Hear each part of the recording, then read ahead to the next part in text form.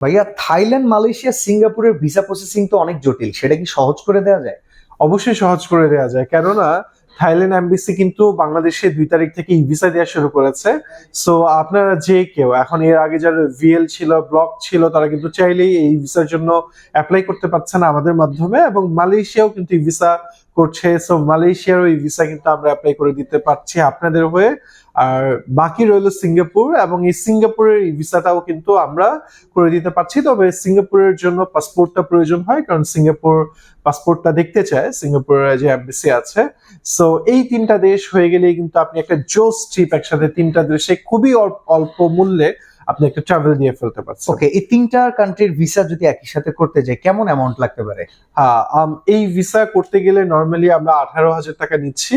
তবে আমাদের যারা কাস্টমার আছেন এই মুহূর্তে আমরা 17,500 টাকা এই 3টা দেশের জন্য একসাথে ভিসা ফিস নিতে পারবো। ওকে, চমৎকার এই সার্ভিসটা আপনারা নিতে পারবেন কিন্তু টপ ফ্লাইট ট্রাভেলস থেকে। অবশ্যই স্ক্রিনে দেওয়া নাম্বারে যোগাযোগ করে আপনারা আবিদ ভাইয়ের সাথে সরাসরি কথা বলে কিন্তু এই সার্ভিসটা নিয়ে নিতে পারেন।